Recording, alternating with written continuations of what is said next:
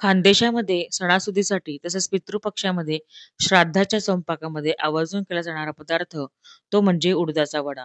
हा उडदाचा वडा कसा असावा? तर अगदी टम्म फुगलेला, पुरीसारखा, वरून कुरकुरीत आणि आतून छान पोकळ, हलका असा असावा. हा वडा बऱ्याचदा असा होत नाही म्हणून तुमच्या सगळ्यांसाठी अगदी महत्त्वाच्या 5 टिप्ससह व्हिडिओ घेऊन आलेली आहे. ज्यामुळे तुम्ही केलेला प्रत्येक उडदाचा वडा सुद्धा नक्कीच पुरीसारखा टम्म फुगेल. व्हिडिओ भरपूर टिप्ससह तुमच्या सगळ्यांसोबत शेअर करत आहे. त्यामुळे व्हिडिओ शेवटपर्यंत नक्की बघा. आवडल्यास लाईक आणि शेअर जरूर करा. नमस्कार मंडळी, मी रोचा आपणा सर्वांचे खमंग खानदेशीमध्ये मनापासून स्वागत करत आहे. तर मग सुरुवात करूया आजच्या आपल्या रेसिपीला.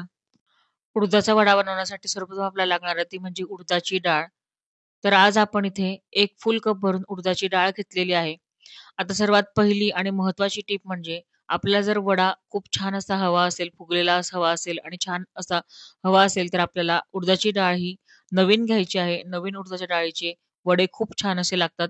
1-2 वर्ष जुनी डाळ घेऊ नका, त्याचे वडे फुगणार नाहीत.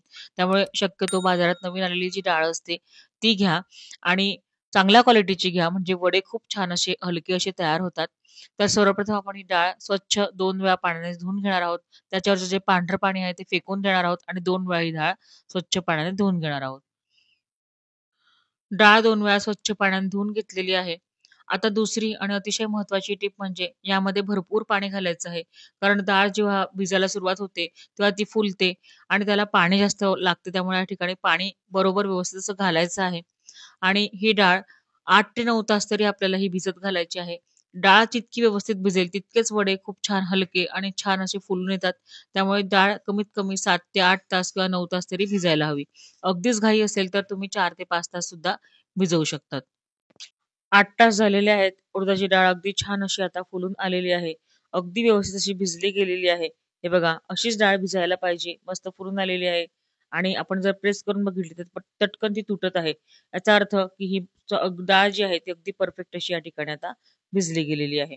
तिसरी अगदी महत्त्वाची टीप म्हणजे आपण डाळीचा आता कड काढून घेणार आहोत.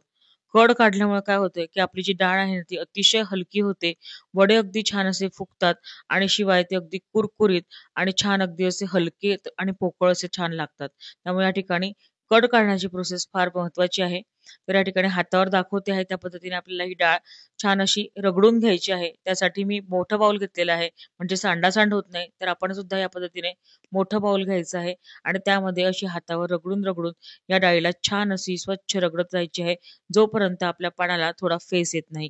साधारणतः 10 मिनिटं लागतात ही डाळ छान अशी हातावर फेसून घ्यायला, कड काढून घ्यायला. तर बघू शकता आपण या ठिकाणी फेस आलेला आहे. साधारणतः 7 ते 8 मिनिटं या ठिकाणी झालेले आहेत आपल्या डाळीला. छान असं मस्त त्याला रगडून घेतलेलं आहे आपण. आता हे जे पाणी आहे ना, हे आपण आता फेकून देणार आहोत. पहिलं पाणी फेकून दिलेलं आहे. पुन्हा फ्रेश पाणी यामध्ये घेतलेलं आहे आणि आपली रोजची जी वरण-लोणाची रवी असते ना, त्याने आपण आता छान अशी ही डाळ घुसळून घेणार आहोत. हे बघा, लगेचच फेस यायला सुरुवात होते आणि छान असा 2 ते 3 मिनिटं ह्या रवीने या पद्धतीने फेसून घ्यायची ही डाळ, छान फेटून घ्यायची म्हणजे कड निघण्यास मदत होते आणि वडे अतिशय असे मस्त हलके असे तयार होतात. 3 ते 4 मिनिटं ही डाळ आपण छान रवीने फेसून घेतल्यानंतर त्याच्यावर वरचं जे पाणी होतं ते मी फेकून दिलेलं आहे आणि डाळ जी उरलेली आहे ती एका चाळणीमध्ये आपण आता काढून घेत आहोत. कारण आपल्याला ही बिना पाण्याने वाटायची आहे त्यामुळे पाणी खालच्या खाली छान असं निथळून जातं आणि यानंतर आपण ही डाळ वाटायला घेणार आहोत. नेक्स्ट म्हणजे आता उडीद वड्यांना आपल्याला टेस्टी बनवायचंय. त्यासाठी मसाला तयार करून घेणार आहोत आपण. त्यासाठी मी इथे घेतल्या आहेत 5 ते 6 हिरव्या मिरच्या घेतलेल्या आहेत. बारीक अशा मिरच्या घेतल्या आहेत. याऐवजी आपण लाल मिरच्या देखील वापरू शकतात. यानंतर 10 ते 12 लसणाच्या पाकळ्या घेतलेल्या आहेत. पितृपक्षामध्ये जर श्राद्धासाठी करत असाल आणि आपल्याला लसूण नसेल चालत तर आपण लसूण स्किप करू शकता. लसूण घालू नका. फक्त त्यावेळेला आलं घाला. तर या ठिकाणी 1 इंच आपण आल्याचे तुकडे करून घेतलेले आहे. 1 चमचा जिरं घेतलेलं आहे. 1.5 चमचा या ठिकाणी आपण धणे घेतलेले आहे आणि 1 चमचा शोपा घातले आहेत. शोपा घातल्यामुळे वड्यांची चव खूप छान अशी लागते. त्यामुळे 1 चमचा शोपा घेतलेला आहे आणि भरपूर अशी हिरवीगार अशी कोथिंबीर घेतलेली आहे. याचं आता आपण एक वाटण तयार करून घेणार आहोत. सर्वप्रथम आपण मिक्सरचं एक छोटं भांडं घेतलं आहे. त्यामध्ये जिरं घालायचं आहे, धणे घालायचे आहे आणि शोपा घालायचे आहे.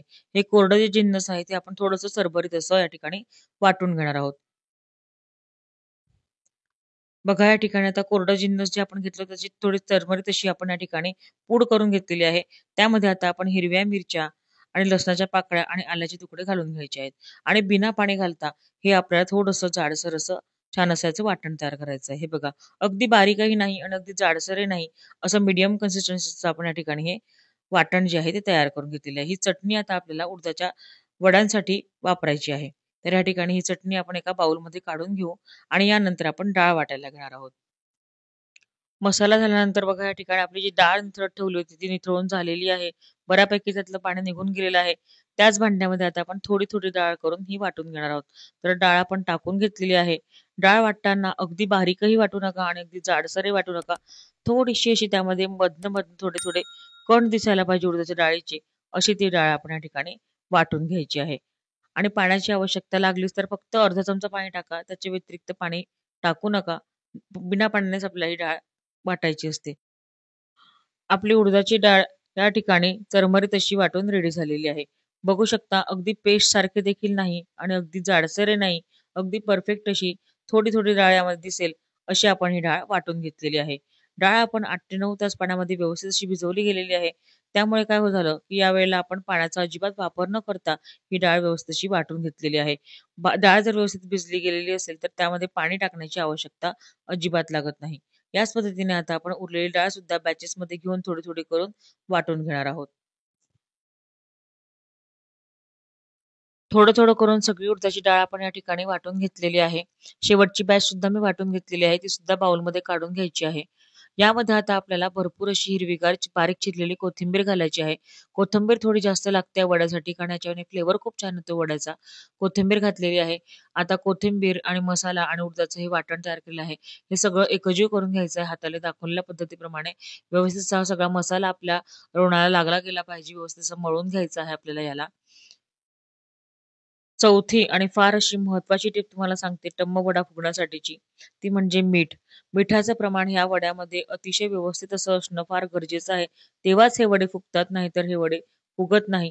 तर बघू शकता आपण, आपण जी घेतलेली उडदाची डाळ होती, 1 कप भरून उडदाच्या डाळीसाठी आपण पाऊण चमचा पोहे खायचा आपण या ठिकाणी मीठ टाकलेलं आहे आणि हे रवण आपल्याला एकाच दिशेने फेटत जायचं आहे. अगदी फेटून-फेटून त्याला छान हलकं आणि पोकळ असं तयार करायचं आहे. साधारणतः 5 ते 6 मिनिटं लागतात हे रवण छान हलकं व्हायला. तर एकाच दिशेने बघायला दाखवल्याप्रमाणे आपल्याला हे फेटत जायचं आहे. वडे परफेक्ट होण्यासाठी रवण देखील परफेक्ट होणं तितकंच गरजेचं आहे. तर या ठिकाणी रवण परफेक्ट आहे का हे कसं ओळखायचं? जेव्हा आपण हे रवण हातामध्ये घेतो आणि जेव्हा ते खाली टाकतो, तेव्हा ते अगदी हलकं आहे असं आपल्याला भासतं. आपल्याला अगदी बघता क्षणीच या व्हिडिओमध्ये असं वाटत आहे ना, की हे रवण अगदी हलकं असं झालेलं आहे, असंच ते दिसायला पाहिजे. आणि दुसरी महत्त्वाची अगदी इम्पोर्टंट अशी गोष्ट म्हणजे काय करायचं आहे, रवण फेटून झाल्यानंतर एक छोटासा गोळा घ्यायचा आहे त्या रवणातला आणि एखाद्या ग्लासमध्ये किंवा एखाद्या छोट्या भांड्यामध्ये पाणी घ्यायचं आहे आणि दाखवल्याप्रमाणे हा गोळा छोटा यामध्ये सोडायचा आहे. हे बघा, लगेचच ह्या ठिकाणी हा गोळा जो आहे, हा तरंगून वर आला आहे. याचा अर्थ आपलं जे रवण आहे, ते अगदी उडदाच्या वड्यांसाठी परफेक्ट असं झालेलं आहे. वडा करण्यासाठीची तयारी आपण बघून घेऊ. एका कढईमध्ये तेल घेतलेलं आहे. यानंतर पाणी घेतलेलं आहे एका छोट्या पातेल्यामध्ये. आपलं दुधाची जी पिशवी असते ती प्लास्टिकची पिशवी पोळपाटावर ठेवलेली आहे. त्याऐवजी आपण कापड देखील वापरू शकता, सुती कापड आणि आपण तयार केलेलं रवण. आता हा सेटअप असा आपण तयार करून घ्यायचा आहे आणि मग उडदाचे वडे आपण थापायला घेणार आहोत. उडदाचा वडा छान अगदी फुलून येण्यासाठी तेलाचं टेम्परेचर व्यवस्थित असणं हे फार गरजेचं आहे. तेल आता आपलं तापलंय का ते चेक करून घेऊयात. थोडा गोळा टाकता बरोबर बघा वर आला. याचा अर्थ असा, की आपलं जे तेल आहे ते अगदी परफेक्ट असं या ठिकाणी गरम झालेलं आहे. चला आता आपण वडा थापायला घेऊ. 5वी आणि सगळ्यात महत्त्वाची टिप म्हणजे वडा एकसारखा थापला जाणे आणि तेलाचं टेम्परेचर व्यवस्थित असणे. तर वडा थापायला घेऊ त्यासाठी पाणी खूप लावून घ्यायचं आहे. पिशवीला 3 ते 4 वेळा पाणी लावायचं आहे कारण आपण पहिलाच वडा थापत आहोत. थोडंसं रवण घ्यायचं आहे. मध्यम आकाराचा गोळा तयार करून घ्यायचा आहे. त्याला छान असा गोलाकार आकार द्यायचा आहे. लाडूसारखा. त्याला सगळ्या बाजूंनी छान लाडूसारखं करून घ्यायचं एकसारखं. म्हणजे काय होतं, की परफेक्ट असा वडा तयार होतो. त्याला कुठेही क्रॅक जात नाही. बोटं पाण्यामध्ये बुडवून घ्यायची आहेत आणि 3 बोटाच्या सहाय्याने आपल्याला हा वडा व्यवस्थित असा थापून घ्यायचा आहे. अगदी एकसारखा असा थापण्याचा प्रयत्न करायचा आहे. हे बघा, वडा व्यवस्थित असा थापला जात आहे. हळूवारपणे थापायचा, अलगदपणे थापायचा हा वड्याला आणि ह्याला आता अगदी एकसारखा करण्याची एक महत्त्वाची ट्रिक तुम्हाला सांगते मी. काय करायचं, वडा थोडासा थापून झाला, की पुन्हा आपली जी बोटं आहेत ती पाण्यामध्ये बुडवायची आणि हा वडा जो आहे तो एकसारखा करण्यासाठी त्यावरून पुन्हा आपली जी 3 बोटं आहेत ती फिरवून घ्यायची. म्हणजे काय होतं वडा एखाद्या ठिकाणी जर जाड राहिला असेल तर तो सुद्धा व्यवस्थित मोडण्यास मदत होते.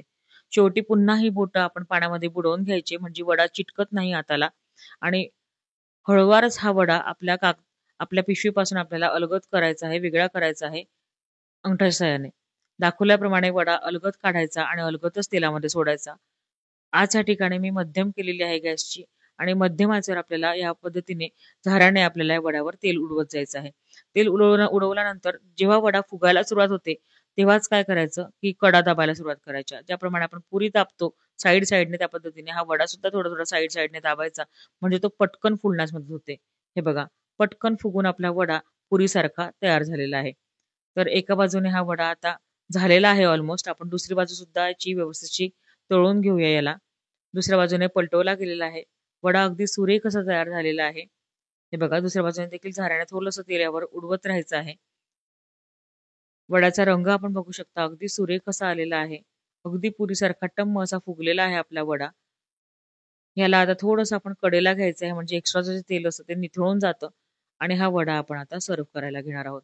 अगदी गरमागरम खानदेशी पद्धतीचा उडीद वडा खायला तर अगदी अप्रतिम असा लागतो. तुम्ही सुद्धा ही रेसिपी जरूर ट्राय करून बघा. बघा किती सुरेख असं झालेलं आहे.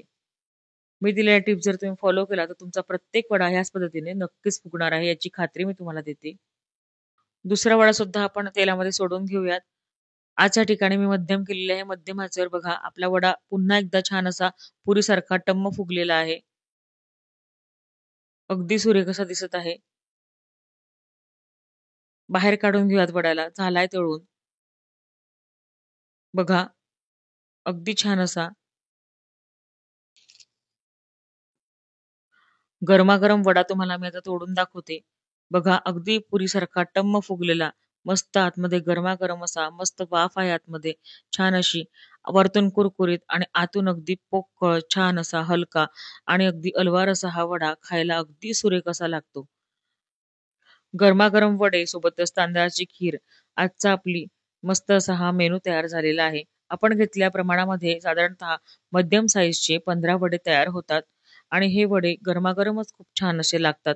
तुम्हाला आजचा माझ्या व्हिडिओमध्ये दिलेल्या 5 महत्त्वाच्या टिप्स कशा वाटल्या हे मला कमेंट करून नक्की कळवा. रेसिपी आवडली असेल तर रेसिपीला लाईक आणि जास्तीत जास्त शेअर करा. तसं माझ्या चॅनल खमंग खानदेशीला नक्की सबस्क्राईब करा. रेसिपीला हाईप करा. एक नवीन फीचर आलेले आहे. त्याद्वारे तुम्ही रेसिपीला पॉइंट्स देऊ शकतात. तर माझ्या चॅनलला आणि माझ्या रेसिपीला पॉइंट्स द्या. तसेच माझ्या चॅनल खमंग खानदेशीला नक्की सबस्क्राईब करा. अशाच नवनवीन आणि छान-छान भन्नाट अशा अस्सल खानदेशी रेसिपीज घेऊन पुन्हा भेटूया खमंग खानदेशीच्या पुढील भागामध्ये. धन्यवाद.